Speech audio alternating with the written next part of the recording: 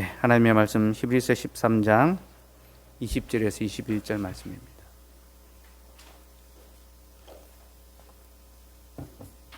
예, 20절에서 21절 말씀 같이 읽읍시다. 시작. 양들의 큰 목자이신 우리 주 예수를 영원한 언약의 피로 죽은 자 가운데서 이끌어내신 평강의 하나님이 모든 선한 일에 너희를 온전하게 하사 자기 뜻을 행하게 하시고 그 앞에 즐거운 것을 예수 그리스도로 말미암아 우리 가운데서 이루시기를 원하노라. 영광이 그에게 세세 무궁토록 있을지어다. 아멘. 교회의 질서에 대해서 설교한 권면한 사도는 이제 하나님 앞에 감사의 기도, 성령의 찬송을 드립니다. 근데 그 찬송, 그 기도의 내용은 예수 그리스도께서 우리의 큰 목자시다. 그러니까 직분자들이 목자가 아니라 사실은 그리스도께서 참된 목자시다라는 것을 다시 언급합니다. 그래서 교회를 인도하는 자는 목사가 아니라 주님이십니다. 주님이 목사를 통하여 그 일을 행하시는 거죠. 어쨌든 주님이 우리의 목자이시라는 사실을 이제 언급합니다. 이 부분은 주일에 더 살펴보도록 하고요. 그렇게 주님이 우리의 목자로서 우리를 바른 길로 인도해 가시는데 그 인도의 그 종착점이 어디냐? 우리를 이끌어 가시는 그 방향이 무엇이냐? 바로 우리가 하나님 안에서 모든 선한 일을 행하기에 온전하게 되는 것. 우리를 거기로 이끌어 가십니다. 곧 우리가 하나님의 선하시고 기뻐하시고 온전하신 뜻을 깨달아 알고 그것을 행하는 일에 온전하게 되도록 그렇게 우리를 이끌어 가신다는 거죠. 평강의 하나님께서는 우리를 온전하게 하십니다. 그리고 우리로 모든 선한 일을 행할 수 있게 해 주십니다. 그럼 여러분, 모든 선한 일, 그러니까 하나님께서 기뻐하시는 모든 선한 일이란 것이 무엇일까요? 문자적으로는 제가 말씀드린 것처럼 하나님의 기뻐하시고 온전하신 뜻. 그러니까 하나님이 기뻐하시는 일을 행하는 것, 그것이 모든 선한 일입니다. 우리의 삶의 모든 행위가 하나님의 기쁘신 일이 될 수 있도록 이제 섬겨야 된다는 거죠. 그런데 이 일을 삶에 적용할 때에는 굉장히 좀 다양해질 수 있겠죠. 각 상황, 또 각 사람, 각 형편에 따라서 다양해질 수 있습니다. 그래서 저는 하나님을 기쁘시게 하는 삶이 무엇인가, 참되고 선한 일이 과연 무엇인가, 이제 이 부분에 대해서 오늘 좀 교부들의 지혜를 좀 빌려 보려고 합니다. 왜냐하면 그들은 평생을 하나님이 기뻐하시는 선한 뜻이 무엇인가 간절히 찾았기 때문에, 그들은 평생토록 하나님이 기뻐하시는 선한 뜻이 무엇일까를 간절히 찾았습니다. 그리고 그것을 찾았을 때에 이것을 행하는 것을 자기들의 삶의 제1원칙으로 삼았습니다. 하나님의 선하신 뜻을 찾고 이것을 행하는 것이 그들의 삶의 원칙이었기 때문입니다. 두 분의 교부를 통해서 좀 선한 일을 좀 살펴보려 합니다. 먼저 암브로시우스인데요. 암브로시우스라는 교부는 참된 선을 이렇게 정의했습니다. 참된 선은 이로움을 쫓는 것이 아니라 올바름을 쫓는 것이다. 이로움을 쫓아가는 것이 아니라 올바른 것을 쫓아가는 것이 참된 선이다. 그러면서 사람은 통속적인 이로움, 곧 경제적 이익을 추구하며 살아가기 마련인데 그리스도인은 이런 세속적인 이익을 추구하는 것이 아니라 무엇이 올바른가를 먼저 생각해야 된다라고 그렇게 말했습니다. 눈앞의 이익을 따르지 않고 이것이 하나님 앞에서 옳은 것인가, 이것을 먼저 생각하고 그 일을 행해야 된다. 그러면서 그는 어떤 이로운 것이든지 올바르지 않다면 그것은 결코 유익하지 않다, 그렇게 말했습니다. 당장은 이걸 하는 것이 나에게 도움이 되고 이익이 되는데 만약 그것이 올바르지 않다면 그것이 무엇이든지 간에 나에게 아무런 이로움이 없다, 그렇게 말했습니다. 특별히 그는 돈과 관련해서 성도들의 마음에 경종을 울리는데요. 성도는 경제적 이윤과 거룩한 유익을 결코 혼동해서는 안 된다라고 말했습니다. 그가 이런 말을 했는데요. 한번 들어봅시다. 통속적으로는 돈벌이가 되는 것만 이롭다고 일컫습니다. 그러나 우리는 그리스도를 얻기 위하여 손실을 추구하는 그런 이로움에 관하여 이야기해야 합니다. 통속적으로. 일반적으로 사람들은 돈벌이가 되는 것만 이롭다라고 말한다는 겁니다. 이 돈벌이 되니까 이게 이롭다. 하지만 그리스도인들은 그리스도를 얻기 위하여 손실을 추구하는 그런 이로움에 관하여 말해야 된다. 그렇게 이야기했던 겁니다. 네. 그럼 이 암브로시우스의 말은요, 지금 우리 시대에도 그대로 적용할 수 있겠죠, 그죠? 제가 이 구절을 딱 보면서, 야, 어떻게 그 시대에 4세기, 3세기, 4세기 사람인데, 야, 어떻게 그 시대에도 이렇게 정확하게 우리의 삶의 어떤 폐부를 들여다보듯이 정의를 내릴 수 있었을까? 우리에게 그대로 적용되는 것이다. 그런 생각이 들더라고요. 여러분, 우리 시대의 사람들의 삶을 보십시오. 돈이 된다면 무엇이든지 다 합니다. 부동산 값이, 집값이 왜 이렇게 올라갔습니까? 사람이 살아가고 거주하는 것이 아니라 투기의 대상으로 삼고 부를 축적하는 대상으로 삼으니까 그 값이 천정부지로 올라가는 거죠. 근래 여러분, 가상화폐 때문에 막 이 굉장히 많은 혼란, 또 좀 복잡한 상황들이 펼쳐지죠. 보니까 그 테슬라 사장 머스크가 한마디, 트위터 한마디 하면 이게 폭등했다가 폭락했다가 왔다 갔다 하더라고요. 어떤 유력한 경제인 한 사람에 의해서 막 좌지우지 됩니다. 사람들의 마음이. 특별히 젊은 층이 거기에 많이 투자한다라고 하죠. 가상화폐, 비트코인, 도지코인, 또 뭐 있습니까? 모른 척 하지 말고 다 알죠. 요즘 그 직장인들 회사 출근하면 곧바로 화장실 간다던데요. 그래서 이 코인 얼마나 올랐는가 계속 확인하고 그렇게 한다더라고요. 그러니까 젊은 세대들이 굉장히 이 부에 대한 어떤 흐름, 또 이 축적에 대한 욕구가 강한 것 같아요. 그리고 좀 자기 손해를 안 보려고 막 하죠. 근래 이 딩크족이라는 또 새로운 이제 신인류가 출연해가지고 결혼은 하지만 자녀를 놓지 않고 우리끼리 잘 살자. 이게 이제 딩크족이 이미 조금 이제 트렌드가 좀 되긴 했는데, 제가 얼마 전에 뉴스를 보니까 오늘인가 뉴스 보니까 KBS 아침마당인가 거기에 모의 법정을 했는데, 어떤 부부가 서로 이제 자녀를 놓지 않고 살기로 약속했다는 겁니다. 딩크족으로 살아가기로 약속했는데, 남편이 이제 그 남편의 실수로 이제 결혼 10년 만에 이제 임신을 하게 됐답니다. 그래서 이건 이제 이혼 소송을 하는 거예요. 이혼의 사유가 되느냐 안 되느냐. 이혼 사유가 된답니다. 근데 저는 그것도 충격이지만, 그런 이 내용을 이제 KBS 공영방송에서 이제 한다는 것, 그게 우리 시대의 어떤 이미 일반화된 가치라는 거죠, 그죠? 나한테 손해되지 않는 거, 나한테 이로운 것이 뭔가를 찾고 그것을 추구하고 쫓아가는 거죠. 자녀를 놓으면은 삶이 고단하고 손해나고 힘드니까 나한테 해롭다는 거죠, 그죠? 우리나라 지금 출산율이 거의 세계 최저라고 그렇게 하잖아요, 그죠? 심각한 위기의 시대입니다.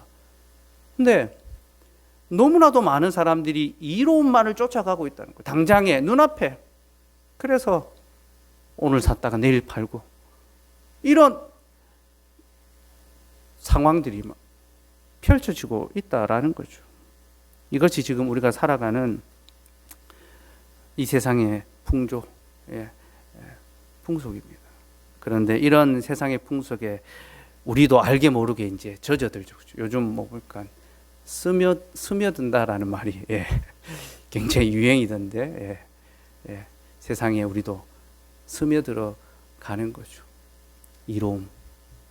남들 다 이거 하니까 이거 안 하면 나만 손해인 것 같고, 지금 내가 이거 투자해야 나중에 내가 손해 안 보는데, 그런 마음들이 계속 생겨나는 거죠.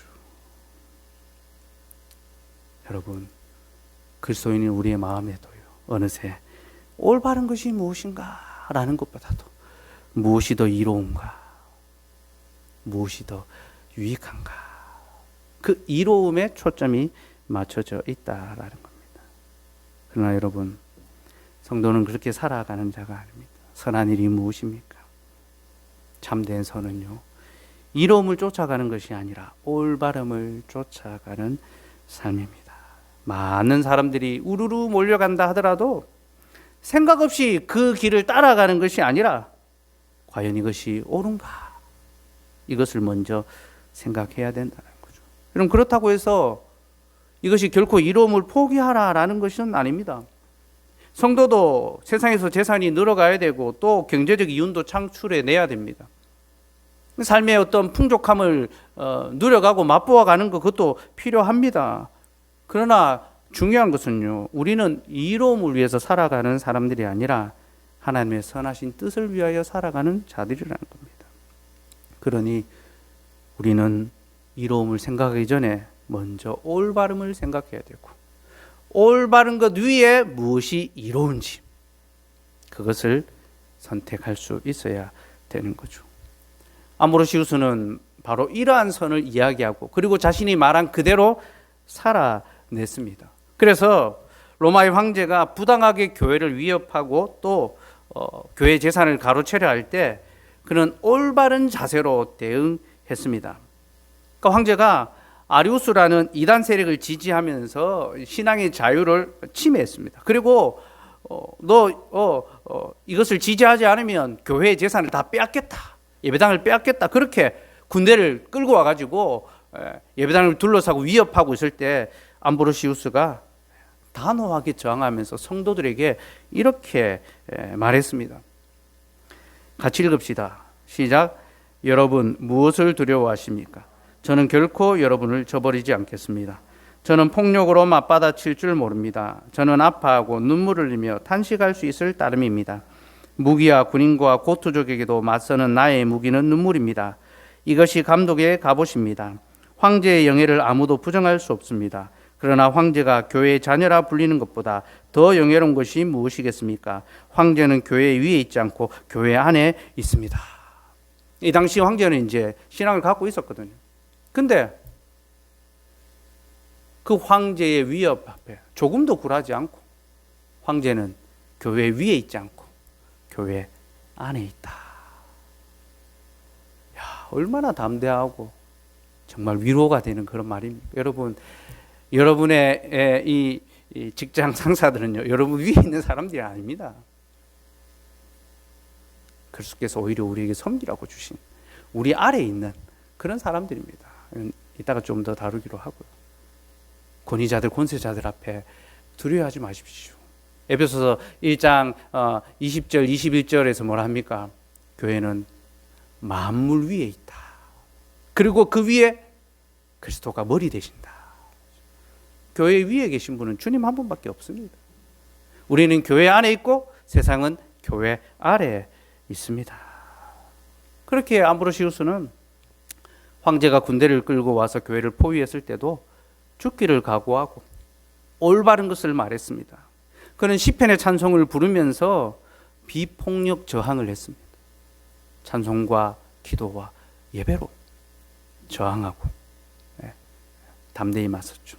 그럼 특별히 좀 놀라운 것은요, 당시 암브로시우스는 황제와 개인적인 친분이 있었습니다. 암브로시우스는요, 처음부터 이제 감독, 교회의 직분자가 된 게 아니라 공직 생활을 했습니다. 법조인이었고 이제 고위 이제 관료로서 일을 했기 때문에 굉장히 그 밀라노라는 지역에서 덕망받고 인정받고, 그러니까 교회가 이제 아리우스파하고 막 이러면서 갈등이 막 생기니까 이 갈등을 아우를 수 있는 사람은 정말 존경받고 인정받을 수 있는 암브로시우스밖에 없다 해서 갑자기 이제 교회의 이제 직분자가 된 거예요. 그러니까 자신은 직분자가 되고 처음에 이제 이 설교하고 또 가르침을 하면서 저는 직분자로서 준비되고 배움 받기 전에 가르치게 됐습니다. 그래서 저는 배우면서 가르치겠습니다. 그런 고백을 했어요. 굉장히 겸손하고 아주 신망이 있는 그런 사람이었죠. 어쨌든 그가 사회적인 명망이 있었기 때문에 또 황제와도 관계가 있었기 때문에 자신의 신앙의 자유를 조금만 양보했다면 개인적으로는 아주 큰 영화를 누릴 수가 있었습니다. 황제가 더 좋은 것들을 약속하거나 아니면 그의 자리를 보장해 줄 수 있는 그런 조건들이 제시됐습니다. 하지만 그는 세속적인 이윤, 지금 나에게 무엇이 이로운가를 생각하기보다 영적으로 올바른 것이 무엇인가, 그것을 먼저 생각하고 자신의 이익이 아니라 하나님이 기뻐하시는 참된 선을 행할 수 있었던 것입니다. 여러분, 우리는 많은 선택의 기회를 살아가게 됩니다. 살아가면서 많은 선택의 순간을 맞이하죠. 그렇죠? 그 선택 하나하나 할 때마다 나에게 무엇이 이로운가, 유익되는가, 그걸 생각하기 전에 여기서 무엇이 옳은 것인가, 그걸 먼저 생각하고 우리의 삶의 모든 선택들을 해갈 수 있으면 좋겠습니다. 그것이 하나님이 기뻐하시는 참된 선입니다. 둘째로 아구스티누스를 봅시다. 교부를 다루면 또 아구스티누스를 안 다룰 수가 없죠. 아구스티누스는 암브로시우스의 제자입니다. 원래 아구스티누스가 신앙이 이제 없었어요. 굉장히 이제 학문이라든지 철학이라든지 뭐 이런 것에 대한 관심은 많았는데 이 뭡니까 이제 아주 탁월한 기독교 이제 목사를 스승을 못 만났던 거죠. 암브로시우스의 설교를 듣고 그가 이제 회심을 합니다. 그래서 이제 그리스도를 영접하게 되고 신앙의 삶을 살아가는데요. 그는 스승이었던 암브로시우스의 사상을 이제 받아서 더 계승 발전시켰는데요. 아구스티누스는 참된 선을 하나님 사랑으로 그렇게 규정했습니다. 하나님 사랑이란 대전제 위에서 올바른 것을 행하는 것이 선한 일이다. 그러니까 하나님 사랑이라는 그 전제 위에서 내가 바른 것을 행하는 것, 그것이 참된 선이다라고 그렇게 말했습니다. 특별히 그는 사랑에는 질서가 있어야 된다라고 했습니다. 아구스티누스는 사랑을 정말로 강조했거든요. 사랑하는 자가 하나님의 자녀다라고 이야기하고, 네가 사랑하는 그것이 바로 너다. 내가 사랑하고 있는 그 대상이 나다. 그렇게 이야기했습니다. 그러니까 모든 걸 사랑으로 설명했는데요. 근데 그는 사랑에 있어서 질서가 있어야 된다. 그렇게 말했습니다. 제가 주일에 화평은 질서를 통하여 유지된다라고 했죠. 질서에 순복할 때 우리의 관계에 화평, 화목이 유지된다 했죠. 아구스티누스는 사랑 역시 질서를 통하여 온전해진다. 참된 사랑이 된다라고 그렇게 말했습니다. 그가 말하는 사랑의 질서가 무엇일까요? 사랑의 질서는요, 무엇을 열망하고 무엇을 열망하지 말아야 하는지, 무엇을 더 사랑하고 무엇을 덜 사랑해야 하는지, 누구를 사랑하고 또 누구를 사랑하지 말아야 하는지에 대한 위계의 질서를 갖는 것이다 라고 했습니다.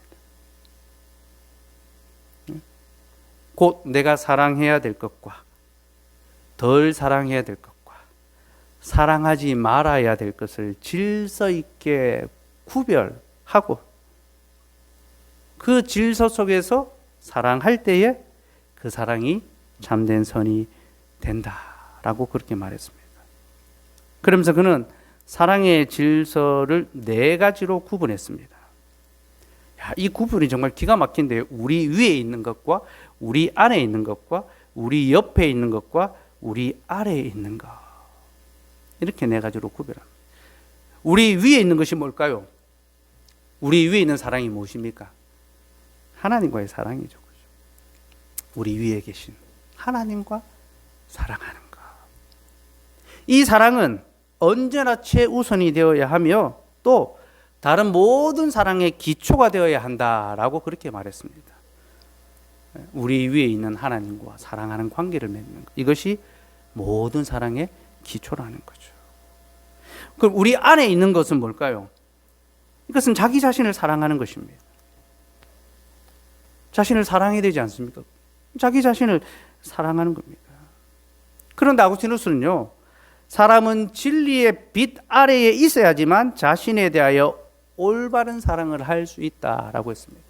그러니까 하나님의 말씀의 빛 아래에 있어야지만 자신을 사랑하되 참되게 사랑할 수 있다는 거죠. 만약 하나님의 진리에서 벗어나게 되면요, 자신을 향한 사랑은 육체에 대한 사랑으로 변질된다라고 했습니다.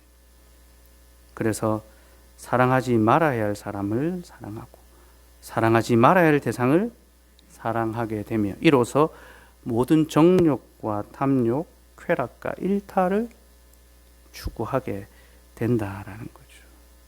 여러분, 하나님의 진리의 빛 아래 우리가 있을 때에만 우리는 자신을 올바르게 사랑할 수 있습니다. 내가 무엇을 사랑해야 되는지, 내가 누구를 사랑하면 안 되는지 구별할 수 있게 되는 거죠. 만약 이 진리의 빛을 벗어나게 되면 자신을 사랑하는 그 사랑이 탐욕과 쾌락이 되는 거죠. 육체의 욕구를 채우는 것으로 변질되어 버리는 것입니다. 그래서 사랑하지 말아야 될 사람을 사랑하고 사랑하지 말아야 될 것을 추구하게 되는 것입니다. 그때는 그것이 좋습니다. 육체적 재미가 있고 쾌락의 기쁨이 있고 내가 어떤 것을 소유했을 때 갖는 만족이 있죠. 그렇죠? 그러나 그 끝은 비참한 파국입니다. 고통과 아픔과 괴로움만이 남을 따름입니다. 사랑의 질서가 깨어지면 사랑은 상처가 될 따름입니다. 우리 옆에 있는 것은 무엇입니까? 이웃을 사랑하는 것을 가리키죠. 우리의 이웃. 우리는 하나님 사랑 안에서 이웃을 참되게 사랑할 수 있습니다. 주께서 내 옆에 두신 사람들, 내 가족, 내 지체, 내 이웃, 내 직장 동료 사랑하며 섬길 수 있게 되는 거죠. 우리 아래에 있는 것은 무엇입니까? 이 피조세계 전체를 향한 것을 가리킵니다. 그죠? 하나님 사랑 안에서 우리가 세상의 모든 만물을 사랑하고 보존하고 다스려 가게 되는 겁니다.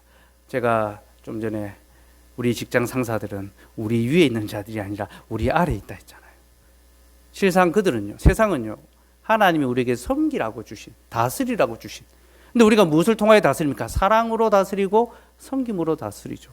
어쨌든 우리에게 다스리라고 주신 대상들입니다. 그러니 우리는 우리의 삶의 본분, 우리가 삶에서 주어진 그 직무, 그 일에 충성하고 최선을 다하죠. 그 일을 통하여 우리와 관계된 사람들을 잘 섬기고 사랑하고 돌아봅니다. 여러분, 직장의 상사들은 우리가 복종해야 될 대상이 아니라 사랑해야 될 대상입니다.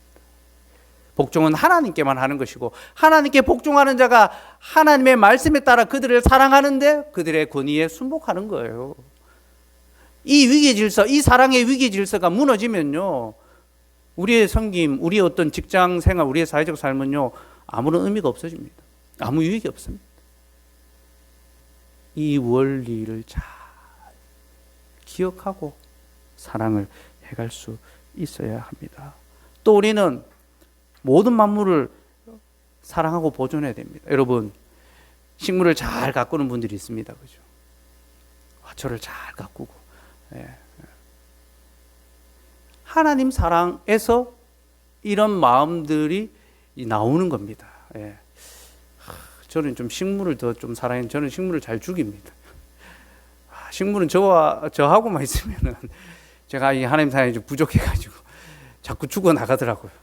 근데 저는 죽이는데 저희 교회에 이제 살리는 분들이 좀 있습니다. 동산지기들, 식물지기들. 그분들 보면 제가 하나님 사랑을 참 많이 하고 있구나. 어떻게 저렇게 식물을 하나도 사랑해서 돌아보고 물을 주고 살피고 하는가. 동물을 잘 사랑하고 막 이런, 예. 우리 예원이가 동물을 좋아하고 수의사가 되겠다고 막 그렇게 이제 늘 이야기를 하는데, 길을 가다가 고양이 하나 있으면 그냥 지나가는 법이 없어요. 예. 간식을 꼭 사서 주고, 예. 길고양이 간식 주고, 예. 강아지 하나 보면 지나가다 꼭 쓰다듬고. 동물을 사랑하고 또 세상의 모든 것들을 하나하나 사랑할 수 있는가? 그것이 어디에서 옵니까? 하나님 사랑 안에서 우리가 모든 것들을 사랑할 수 있는 거죠. 여러분, 우리가 진실로 하나님과의 그 사랑의 질서가 바르게 잡히면, 우리 위에 있는 분과 사랑하게 되면요, 우리는 우리 안에 있는 것, 우리 옆에 있는 것, 우리 아래에 있는 것, 그 모든 것을 사랑할 수 있습니다. 그러면 그리스도인은 사랑이라고 불릴 수가 있겠죠. 그러면 우리 하나님께서도 사랑이시라고 세상에서 칭송받으시게 될 것입니다.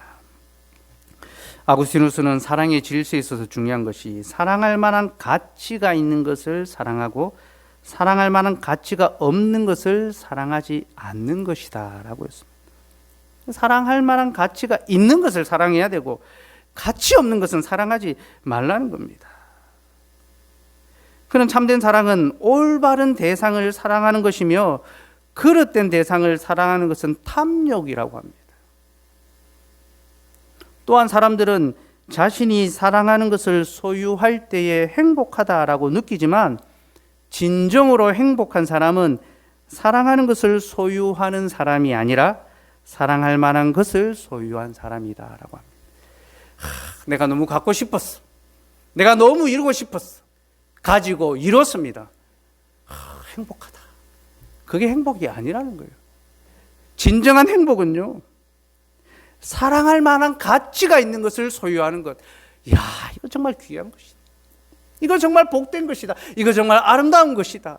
그런 것을 가진 자가 진짜 행복한 사람이라는 겁니다. 그래서 돈과 명예, 권력과 쾌락 같은 허망한 것을 소유하는 것이 행복이 아니라 하나님 안에서 영원하고 고귀한 복, 영적인 그 복을 소유하는 것이 참된 행복이다. 우리가 많이 가지지 못했지만 하나님 안에 있다는 것, 내게 있는 것 적은 것이지만 나누어 섬길 수 있다는 것, 이것이 행복이라는 거죠. 이것이 행복. 하나님의 자녀로 살아가는 것, 그것이 행복이라는 것. 예. 그러면서 아구스티누스는 사람은 자신이 지금 무엇을 사랑하고 있는지 끊임없이 살펴야 한다. 내가 무엇을 사랑하며 살아가고 있는지 끊임없이 살펴보아야 한다. 왜냐하면 우리는 언제나 자기 사랑으로 흐를 수 있기 때문에, 우리는 언제나 질서가 무너지는 그런 사랑을 할 수밖에 없기 때문에 내가 지금 무엇을 사랑하고 있는지 늘 돌아보아야 된다라고 그렇게 말했습니다. 우리 그러면 사랑에 관한 아우구스티누스의 말을 직접 한번 또 들어봅시다. 같이 읽읍시다. 시작. 그대의 사랑을 정화하십시오. 도랑으로 흘러 들어가는 물을 정원으로 돌리십시오. 세상을 향해 지녀온 그대의 사랑을 세상의 창조주를 향하여 돌리십시오. 누가 여러분에게 아무것도 사랑하지 말라고 하겠습니까? 분명히 아닙니다. 아무것도 사랑하지 않는다면 여러분은 게으르고 진절머리 나는 비참한 자가 될 것입니다. 사랑하십시오. 그러나 그대가 무엇을 사랑하는지 눈여겨보십시오. 하나님에 대한 사랑, 이웃에 대한 사랑이 참 사랑입니다. 그러나 세상에 대한 사랑, 곧 세속을 사랑하는 것은 탐욕입니다. 탐욕은 누르고 사랑은 일깨우십시오. 여러분은 무엇을 사랑하고 계십니까? 사랑해야 할 것, 더 사랑해야 될 것을 사랑하고 계십니까? 아니면 덜 사랑해야 될 것, 혹은 사랑하지 말아야 될 것을 사랑하며 살아가고 계십니까? 말씀을 맺겠습니다. 사랑하는 여러분, 이롬이 아니라 올바름을 위하여 살아갑시다. 통속적인 이로움, 곧 돈벌이가 되는 것을 쫓아 살아가지 말고 하나님의 말씀을 따라 살아갑시다. 이것이 옳은가? 이것이 맞는가? 한 번 더 생각하고 선택합시다. 그리고 진심으로 사랑하시되 사랑의 질서를 따라 사랑해야 할 것과 사랑하지 말아야 할 것을 구별합시다. 우리가 더욱 사랑해야 할 하나님을 더 사랑하고 우리가 덜 사랑해야 할 세상을 덜 사랑합시다. 무릇 우리 위에 계신 하나님을 먼저 사랑하고 우리 안에 있는 자신을 사랑하며 우리 옆에 있는 가족, 지체, 그리고 이웃을 사랑합시다. 그리고 우리 아래에 있는 세상, 이 땅의 모든 것을 사랑하며 살아갑시다. 이것이 우리 하나님께서 기뻐하시는 모든 선한 일입니다. 찬송합시다.